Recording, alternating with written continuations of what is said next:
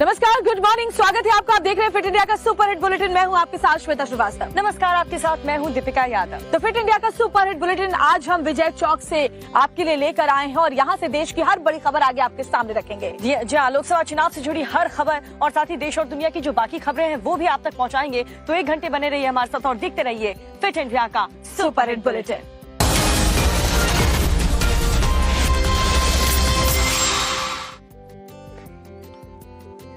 शुरुआत करेंगे बड़ी खबर के साथ, जहां पर सलमान खान के घर के बाहर जो फायरिंग हुई थी उसमें दोनों आरोपियों को, दोनों शूटर्स को मुंबई क्राइम ब्रांच की टीम ने गिरफ्तार कर लिया और बताया जा रहा है कि गुजरात के भुज से दोनों शूटर्स अरेस्ट किए गए हैं। मुंबई क्राइम ब्रांच ने दोनों को गिरफ्तार किया है। बिहार के रहने वाले हैं ये दोनों शूटर्स। 2 दिन पहले सलमान के घर के बाहर फायरिंग इन शूटर्स ने की थी। तो ये बड़ी खबर आपको बता रहे हैं, बड़ी सफलता मुंबई क्राइम ब्रांच की टीम को मिली है, जहां पर दोनों ही शूटर्स को गिरफ्तार कर लिया गया है। 2 दिन पहले सलमान खान के घर के बाहर फायरिंग हुई थी। बाइक सवार शूटर्स ने फायरिंग करके दहशत फैलाने का काम किया था, जिसको लेकर के सलमान खान समेत पूरा फैमिली डरे हुए थे। और अब ये बयान भी आया है कि मुंबई पुलिस पर हमें हमेशा से भरोसा था। तो बड़ी खबर आपको बता रहे हैं, अब ये दोनों ही हमलावर गिरफ्तार कर लिए गए हैं और जो जानकारी मिल रही है कि 1 महीने पहले से ही ये पूरी साजिश रची जा रही थी। इसका कनेक्शन जो है लॉरेंस बिश्नोई गैंग से जुड़ता हुआ कल मिला था और उसके बाद अब गुजरात के भुज से दोनों शूटर्स अरेस्ट किए गए हैं। अब इनसे पूछताछ की जाएगी और तमाम जानकारियां खंगाली जाएंगी। तो ये बड़ी खबर आपको बता रहे हैं, लगातार इस पूरे मामले को लेकर के मुंबई पुलिस की टीम एक्टिव थी। सारे सीसीटीवी फुटेज खंगाले जा रहे थे, लोगों से पूछताछ की जा रही थी, चश्मदीदों के बयान दर्ज करवाए जा रहे थे और अब ये बड़ी सफलता हाथ लगी है। गुजरात के भुज से दोनों शूटर्स को अरेस्ट कर लिया गया है। ये बड़ा अपडेट आपको बता रहे हैं। दोनों शूटर्स मुंबई में सलमान खान के घर के बाहर फायरिंग से गिरफ्तार करके गुजरात की तरफ भाग गए थे। दोस्त योगी हमारे साथ जुड़े हुए हैं। कुमार अंकित हमारे साथ मुंबई में सलमान के घर के बाहर से, गैलेक्सी अपार्टमेंट के बाहर से जुड़े हुए और साथ ही हितेन विटलानी हमारे साथ अहमदाबाद से जुड़े हुए हैं। हितेन, जानकारी मिल रही है कि भुज से दोनों शूटर्स को पकड़ा गया है। क्या अभी तक और अपडेट इस अरेस्टिंग को लेकर के है? देखिए, देर रात करीब 1:30 से 2 बजे के बीच में कच्छ क्राइम ब्रांच और मुंबई क्राइम ब्रांच ने जॉइंट ऑपरेशन में इन दोनों आरोपियों को गिरफ्तार किया है। हालांकि अब तक कच्छ पुलिस जो है वो ज़्यादा जानकारी दे नहीं रही है, क्योंकि कच्छ पुलिस की तरफ से अभी इन्वेस्टिगेशन जारी है। अभी मुंबई क्राइम ब्रांच को भी हैंडओवर करना है।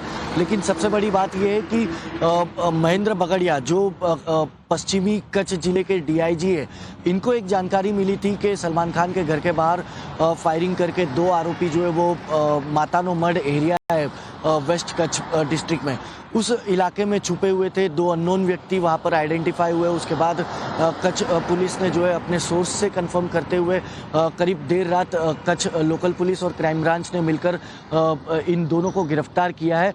हालांकि अभी इन दोनों से पूछताछ जारी है कि वो मुंबई से फायरिंग करके गुजरात किस तरीके से पहुंचे, कच्छ किस तरीके से पहुंचे, क्योंकि मुंबई से कच्छ की अगर हम बात करें तो करीब 900 किलोमीटर का रनवे होगा।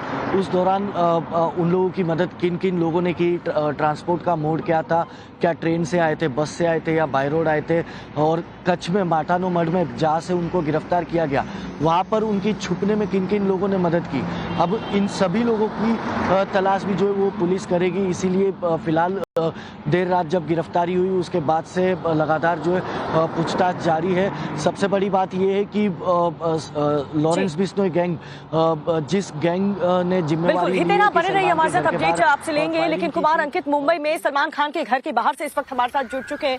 अंकित, जरा बताएं, क्योंकि जब सलमान खान के घर के बाहर जो सुरक्षा व्यवस्था है, क्या वो और पहले से भी ज्यादा बढ़ा दी गई है? और जो लोग घर के अंदर मौजूद है, सलमान खान के पिता जैसे वॉक करने जाते हैं, क्या उन्हें अब मुंबई पुलिस की तरफ से कह दिया गया है कि वो बाहर निकल सकते हैं?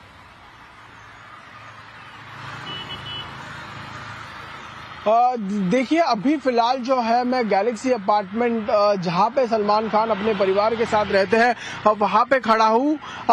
अब 2 घंटे पहले रविवार की सुबह, अभी करीबन 2 घंटे पहले अभी से रविवार की सुबह जो है ये हादसा हुआ था, जहां पे जो है बाइक पे जो है दो अज्ञात व्यक्ति आए और उन्होंने सलमान खान के घर पे जो है वो हल्ला कर दिया। लेकिन उसी के साथ साथ सबसे महत्वपूर्ण बात यह है कि 48 घंटे के अंदर मुंबई क्राइम ब्रांच और गुजरात की टीम ने जो है वो दोनों जो है वो आरोपियों को अरेस्ट कर लिया गया है। आप मेरे सामने देख सकते हो कि एक वैन जो है वो पूरी तरह से तैनात कर दी गई है सलमान खान के घर के बाहर। उसी के साथ साथ एक पुलिस टीम यहाँ पे रखी गई है जो सिक्योरिटी की पॉइंट ऑफ व्यू से जो कहा जाए तो उस वक्त मौजूद थे, जो लोग मौजूद थे उनसे भी अंकित पूछताछ की जा रही है। बहुत बहुत शुक्रिया आप दोनों का, कुमार, अंकित और हितेन, आप दोनों का इस जानकारी के लिए। आगे भी अपडेट्स आपसे लेंगे। और चलिए बढ़ते आगे सियासी खबरों की बात दीपिका करते हैं, तो क्योंकि 19 अप्रैल को पहले चरण का मतदान होना है और देखिए अब सिर्फ 3 दिन का वक्त बचा है। ऐसे में तमाम दलों के सियासी दिग्गज पूरा दमखम लगा रहे हैं और इसी को लेकर आज कई जगहों पर धुआंधार प्रचार होने वाला है। तो आपको बताते हैं इस रिपोर्ट में कहां पर आज बीजेपी के दिग्गज नेता और इंडी गठबंधन के दिग्गज नेता चुनावी रैली करने वाले हैं। इस रिपोर्ट में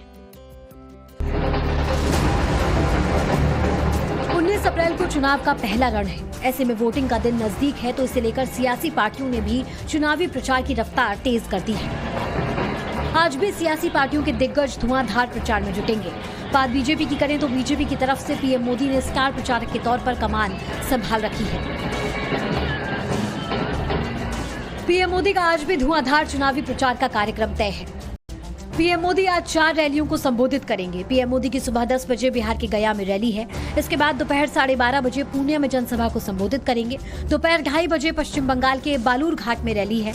वहीं शाम 4:15 बजे पीएम मोदी रायगंज में बड़ी चुनावी रैली करेंगे। इसके बाद गुवाहाटी में रात्रि विश्राम करेंगे। वहीं बीजेपी के राष्ट्रीय अध्यक्ष जेपी नड्डा ने भी चुनावी प्रचार की कमान संभाल रखी है।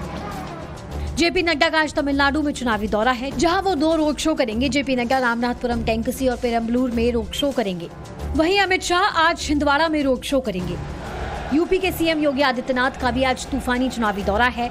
सीएम योगी यूपी में आज 3 रैलियां करने वाले हैं। सीएम योगी सहारनपुर, नगीना और कैराना में रैली को संबोधित करेंगे। वहीं कांग्रेस भी लोकसभा चुनाव के लिए धुआंधार प्रचार में जुटी है। कांग्रेस की तरफ से राहुल गांधी ने चुनाव प्रचार की कमान संभाल रखी है। राहुल गांधी का आज केरल में चुनावी दौरा है। राहुल की केरल के कोझिकोड में रैली है। इसके बाद राहुल गांधी केरल के ही मल्लपुरम में रैली और रोड शो करेंगे। इसके अलावा कांग्रेस अध्यक्ष मल्लिकार्जुन खड़गे का भी चुनावी प्रचार का कार्यक्रम है। 12 बजे नागालैंड के दीमापुर में चुनावी रैली करेंगे।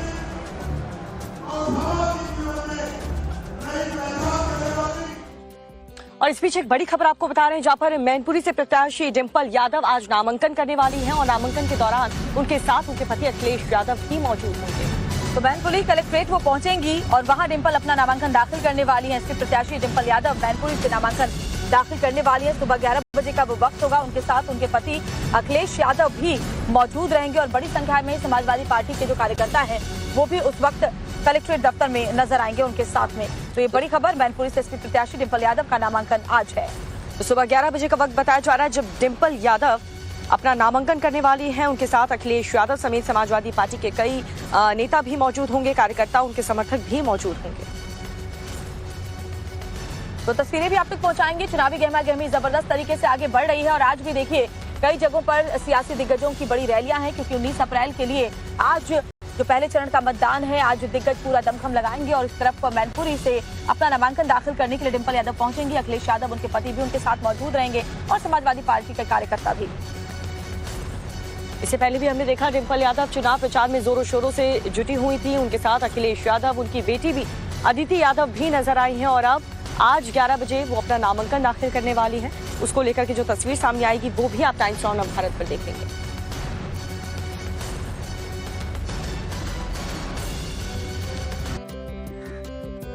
ब्रेक के बाद एक बार फिर से आप सभी का स्वागत है फिट इंडिया की सुपरहिट बुलेटिन में। बड़ी खबर मिल रही है, सलमान खान मामले में गिरफ्तार आरोपियों पर बड़ी जानकारी ये मिल रही है कि बिश्नोई गैंग से ताल्लुक रखते हैं ये दोनों मुख्य आरोपी, जिन्हें मुंबई पुलिस टीम ने गिरफ्तार किया है। तो इस वक्त अहमदाबाद की जेल में बंद है लॉरेंस बिश्नोई। बड़ी खबर ये, गुजरात के भुज से दोनों आरोपियों को अरेस्ट किया गया है। बिहार के रहने वाले हैं फायरिंग करने वाले दोनों आरोपी और आज मुंबई लाएगी पुलिस इन दोनों को। तो ये बड़ी खबर आपको बता रहे हैं, सलमान खान मामले में जो गिरफ्तार हुए आरोपी उससे पुलिस की टीम पूछताछ कर रही है और अभी जो मुख्य जानकारी मिली है, दोनों ही Bishnoi gang, Lawrence Bishnoi gang के सदस्य बताए जा रहे हैं और भी जानकारी पुलिस की टीम जुटाने में लगी हुई है। तो आरोपियों से पूछताछ में बड़ा खुलासा हो सकता है, कनेक्शन सामने आएगा और ये बड़ी खबर आपको बता रहे हैं जहां इन दोनों ही आरोपियों को पकड़ा गया है। और चलिए बढ़ते आगे। मोदी की गारंटी पर प्रधानमंत्री मोदी ने पहला इंटरव्यू दिया है। इसमें उन्होंने राम मंदिर से लेकर electoral bond, one nation one election समेत तमाम मुद्दों पर अपनी बात बखूबी रखी है और साथ ही विपक्ष के उन आरोपों का जवाब भी पीएम मोदी ने दिया है जिसमें संविधान बदलने की बात कही जा रही थी। सुनिए। न्यूज एजेंसी एनआई को दिए इंटरव्यू में प्रधानमंत्री नरेंद्र मोदी ने कहा कि विपक्ष ने हमेशा राम मंदिर को वोट बैंक पॉलिटिक्स का हथियार बनाया। अब जब अयोध्या में भव्य राम मंदिर बन गया तो उनके हाथ से ये मुद्दा चला ही गया है। ये क्यों? क्योंकि उनके लिए ये राजनीतिक हथियार था, ऐसे लोगों के लिए। और देखिए, राम मंदिर का ऐसे लोग हैं, राम मंदिर कर रहे हैं, तुम्हें मार देंगे, ऐसा करके वोट बैंक बनाने का एक तरीका था। अब हुआ क्या, राम मंदिर बन गया तो उनके हाथ से वो मुद्दा ही चला गया। अब वो किसी को डरा नहीं पा रहे हैं कि राम मंदिर आ जाएगा, आ गया, कुछ नहीं हुआ, आग नहीं लगी कोई। पीएम मोदी ने यह भी कहा कि एक राष्ट्र एक चुनाव उनकी प्रतिबद्धता है। प्रधानमंत्री ने कांग्रेस के उस आरोप का भी जवाब दिया जिसमें उनके नेता बार बार ये कहते हैं कि 400 पार से संविधान रद्द हो जाएगा। अगर 400 सीट जो आप कह रहे हैं अगर वो आ जाता है तो संविधान रद्द हो जाएगा। एक ही भाषा, एक ही रहन सहन, एक ही तरीका होगा और वो है जो मोदी जी कहेंगे। मैं समझ नहीं पाता हूं कि जो व्यक्ति यूएन में जाकर के पहली बार दुनिया की सबसे पुरातन भाषा तमिल भाषा का गुणगान करता हो, किस आधार पर उस व्यक्ति को आप ऐसे आरोप लगा रहे हो? मेरा तो मत है, और मैं जब कपड़े अलग अलग राज्य के पहनता हूं तो उनको ये परेशानी हो रही है। मुसीबत उनकी है कि वो एक सांचे में देश को डालना चाहते हैं। हम तो विविधता की पूजा करते हैं, हम विविधता को सेलिब्रेट करते हैं। खबर पश्चिम बंगाल से आपको बताएं, जहां पर ममता बनर्जी ने एक बार फिर से दंगे की आशंका जताते हुए बीजेपी पर बड़ा आरोप लगाया है। ममता के मुताबिक रामनवमी के दिन हंगामा होने की उम्मीद है। वहीं बीजेपी ने पलटवार करते हुए दीदी पर ही आरोप मढ़ा और कहा है कि हो सकता है इसके पीछे ममता की साजिश हो। दोनों के बीच सियासी वार पलटवार का दौर कैसे जारी है, क्या कहा गया है दोनों पार्टियों की तरफ से, देख रिपोर्ट। रौद्र घोड़ों में पश्चिम बंगाल की सीएम ममता बनर्जी ने एक बार फिर मंच से बीजेपी को लेकर जमकर निशाना साधा है। ममता बनर्जी ने कूच बिहार की रैली में बीजेपी पर बड़ा आरोप लगाते हुए कहा है कि बीजेपी 17 अप्रैल रामनवमी के दिन दंगा करा सकती है। ममता बनर्जी ने 17 अप्रैल के दिन को दंगा करने वाला दिन बता डाला। আমি সংখ্যালঘু ভাই বোনদের বলবো, যদি দেখেন স্লোগান দিচ্ছে 17 তারিখ ওটা ওদের দাঙ্গা করার দিন, আমি মনে করি ওটা মানুষের সম্মানের দিন হোক, ঐক্যের দিন হোক। গালাগালি দিলেও মাথা ঠান্ডা করে আল্লাহর নামে প্রে করবেন, ওদের বিদায় চাইবেন। लोकसभा चुनाव प्रचार में ममता बनर्जी लगातार दंगों का नाम ले लेकर बीजेपी पर बड़े आरोप लगाने में जुटी हैं। वहीं दीदी के बयान पर बीजेपी भी हमलावर है। बीजेपी नेता अमित मालवीय ने सोशल मीडिया एक्स पर पोस्ट शेयर कर पलटवार किया। कहा कि ममता बनर्जी सांप्रदायिक बयान देकर चुनावी फायदा उठाने में जुटी हैं और जिनसे वो अपील कर रही हैं कि अल्लाह का नाम लेकर विदाई करें, तो क्या बंगाल से हिंदू बंगालियों को वो निकालना चाहती हैं? लोकसभा चुनाव को लेकर ममता बनर्जी जिस तरह के बयान दे रही हैं, ऐसा लगता है कि इन बयानों से सियासी फायदा लेने में जुटी है। वहीं बीजेपी की माने तो बंगाल से दीदी की जमीन खिसक रही है, तभी वो सांप्रदायिक बयानों का इस्तेमाल कर रही है।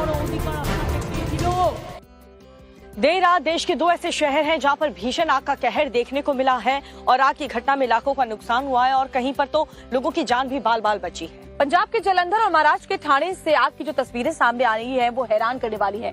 देखिए रिपोर्ट आप। काले धुएं से पूरा इलाका भर गया है। आग की लपटें उठ रही हैं। आग का ऐसा तांडव देखने को मिल रहा है, आग इतनी भयावह है कि कुछ और नजर नहीं आ रहा। तस्वीरें पंजाब के जालंधर से सामने आई हैं, जहां एक लेदर फैक्ट्री में आग लगने से हड़कंप मच गया। आग लगते ही फैक्ट्री में कोहराम मच गया। आग इतनी तेजी से इलाके में फैली कि सूचना पर फायर ब्रिगेड की 70 से ज्यादा गाड़ियां मौके पर पहुंची, लेकिन बावजूद इसके कई घंटों की कड़ी मशक्कत के बाद ही आग पर काबू पाया जा सका। हादसे के वक्त फैक्ट्री के अंदर कई कर्मचारी मौजूद थे, जिन्हें तुरंत रेस्क्यू कर लिया गया। आग इतनी तेजी से पूरे हिस्से में फैली कि काबू करने के लिए फायर ब्रिगेड को करतारपुर और अन्य हिस्सों से गाड़ियां बुलवानी पड़ी। फैक्ट्री के ऊपर वाले हिस्से में वेल्डिंग का काम चल रहा था। इसी दौरान उसकी चिंगारी से आग लगने की आशंका जताई जा रही है। आग की दूसरी घटना महाराष्ट्र के ठाणे से सामने आई है, जहां देर रात ठाणे के घोड़बंदर रोड पर एक पाइपलाइन में आग लगने से हाहाकार मच गया। आग लगते ही अफरा तफरी मच गई। घटना का एक वीडियो भी सामने आया है, जिसमें देखा जा सकता है कि आग की लपटें उठ रही हैं। आग इतनी भयानक थी कि इसे बुझाने में फायर फाइटर्स को कई घंटे लग गए। जब तक आग पर काबू नहीं पाया जा सका, तब तक के लिए इस रास्ते पर ट्रैफिक को रोक दिया गया था। हरियाणा के सिरसा से खबर अब आपको दिखाते हैं, जहां पर बेखौफ बदमाशों ने बंदूक की नोक पर एक मोबाइल फोन की दुकान में लूट की वारदात को अंजाम दिया है। इस लूट की वारदात का एक सीसीटीवी फुटेज भी सामने आया है, वो आपको दिखाते हैं, जिसमें आप समझ पाएंगे कि बदमाश क्या क्या लूट कर ले गए। हरियाणा के सिरसा शहर में बेखौफ बदमाश एक दुकानदार को अवैध पिस्तौल दिखाकर सोने की अंगूठी और 25,000 रुपए की लूट कर फरार हो गए। लूट की पूरी वारदात सीसीटीवी में कैद हो गई। टीवी स्क्रीन पर चल रहे इस वीडियो को देखिए। दुकान पर एक बदमाश मुंह बांधे हुए दिखाई दे रहा है। पहले वो दुकानदार से बैठकर बात कर रहा है, फिर अचानक वो खड़ा हो जाता है और उसके हाथ में गन है। वो दुकानदार को डराता है, धमकाता है, उससे सामान मांगता है। इसी बीच दुकानदार उसे गले में रखे कैश की गड्डी पकड़ाता है। बदमाश इसके बाद भी नहीं रुकता, वो दुकानदार को धमकाता रहता है। दुकानदार एक बैग उसे दिखाता है, लेकिन बैग में कुछ नहीं मिलता। वो और कैश मांगता है। इसके बाद वो बदमाश दुकानदार की उंगली में पहनी अंगूठी को देखकर दुकानदार से अंगूठी उतरवाता है और वहां से उसे लेकर फरार हो जाता है। ये घटना दिन दहाड़े की है। बेखौफ बदमाश बिना किसी डर के गन पॉइंट पर दुकान में लूट कर फरार हो गया। जिस दुकान में लूट की घटना को अंजाम दिया गया है वो एक मोबाइल शॉप है। बदमाश दुकान में मोबाइल रिचार्ज कराने के बहाने घुसा था। बदमाश दुकान में आकर बैठ गया। जैसे ही दुकानदार रिचार्ज करने लगा, आरोपी ने पिस्तौल निकाल ली और उसमें गोली डालकर दुकानदार पर तान दी। फिर जितने पैसे पड़े थे गले में निकाल के दे दिए। वो कहने लगा जी बैग दो। मैं जी बैग खाली है, बैग में कुछ नहीं, कागज है। उसने मेरा बैग देखा, फिर कहता गले में दिखाओ कितने पैसे हो रहे हैं। गले में देखा, खुले पैसे जितने थे वो भी सब उसने ले लिए और जाते जाते मेरे हाथ में सोने की अंगूठी देखकर सोने की अंगूठी उतरवा ली और फिर वहां से मेरे को धमकी देके निकल गया। बदमाश ने बंदूक की नोक पर गले में रखे 25,000 रुपए निकलवा लिए और हाथ में पहनी सोने की 6 ग्राम की अंगूठी मांगी। वारदात की सूचना मिलते ही सिविल थाना पुलिस मौके पर पहुंची। पुलिस ने दुकान में लगे सीसीटीवी में कैद हुई घटना की फुटेज कब्जे में लेकर जांच शुरू कर दी है। ओडिशा में देर रात एक बड़ा हादसा हुआ, जिसमें 3 लोगों की मौत, 40 लोग घायल हो गए। और ये हादसे के शिकार हुई यात्रियों से भरी हुई बस थी। उसके बाद वहां से अपडेट्स क्या है, देखिए रिपोर्ट में पूरी खबर आप। ओडिशा के जाजपुर जिले में एक बड़ा हादसा हो गया। जाजपुर से कोलकाता जा रही एक बस फ्लाईओवर से गिर गई। हादसे में एक महिला समेत 3 लोगों की दर्दनाक मौत हो गई। इसके अलावा 40 लोग घायल बताए गए हैं। सभी घायलों को अस्पताल में भर्ती कराया गया है। घायलों में से 20 लोगों की हालत बेहद गंभीर बताई जा रही है। बताया जा रहा है कि बस में लगभग 50 यात्री बैठे थे। ये बस उड़ीसा के पुरी से कोलकाता की तरफ जा रही थी। इसी दौरान उड़ीसा के जाजपुर जिले तक पहुंची थी, जहां एक फ्लाईओवर से गिरकर दुर्घटनाग्रस्त हो गई। इस घटना से इलाके में हड़कंप मच गया। लोगों ने तुरंत पुलिस को मामले की सूचना दी। मौके पर पहुंची पुलिस ने बचाव अभियान चलाया और बस के अंदर फंसे यात्रियों को बाहर निकालने का काम शुरू किया गया। हादसा इतना बड़ा था कि देर रात ही मौके पर पुलिस की आला अधिकारियों ने पहुंचकर मोर्चा संभाला और जेसीबी मशीन की मदद से बस को उठवाया गया। मुख्यमंत्री नवीन पटनायक ने इस दुर्घटना पर खेद व्यक्त किया और मृतकों के परिजनों को 3-3 लाख रुपए के मुआवजे का ऐलान कर दिया।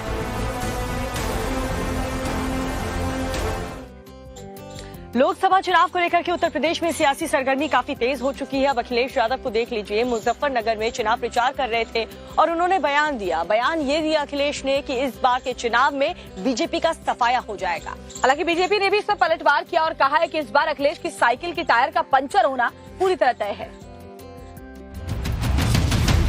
लोकसभा चुनाव को लेकर यूपी में सियासी सरगर्मी तेज हो गई है। 19 अप्रैल को पहले चरण की वोटिंग होनी है। इसमें पश्चिमी यूपी की सहारनपुर, कैराना, मुजफ्फरनगर समेत 8 सीटों पर वोट डाले जाने हैं।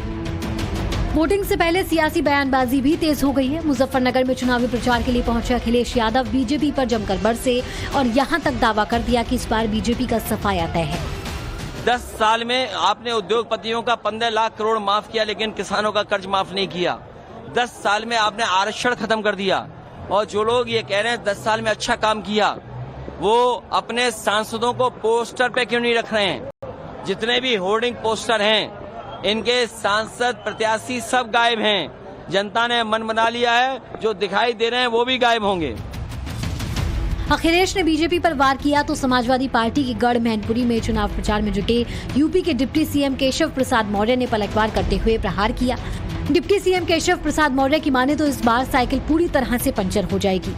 साइकिल को पूरी तरह से पंचर करके सपा को समाजवादी पार्टी बना करके कभी भारतीय जनता पार्टी का एक कार्यकर्ता ट्रेन से बैठेगा। ये मोदी लहर में जीतेगी। मोदी जी मुलायम सिंह यादव जी के कारण मैनपुरी नहीं आते थे, इसके कारण सपा जीत जाती थी। लेकिन 2024 में माफी नहीं है, 2024 में विजय है। यूपी में जहां एसपी बीजेपी में वार पलटवार चल रहा है तो वहीं बीएसपी भी कई सीटों पर सेंध मारने में जुटी है। बीएसपी ने जौनपुर में धनंजय सिंह की पत्नी शशिकला को टिकट देकर चुनाव को और भी दिलचस्प बना दिया है।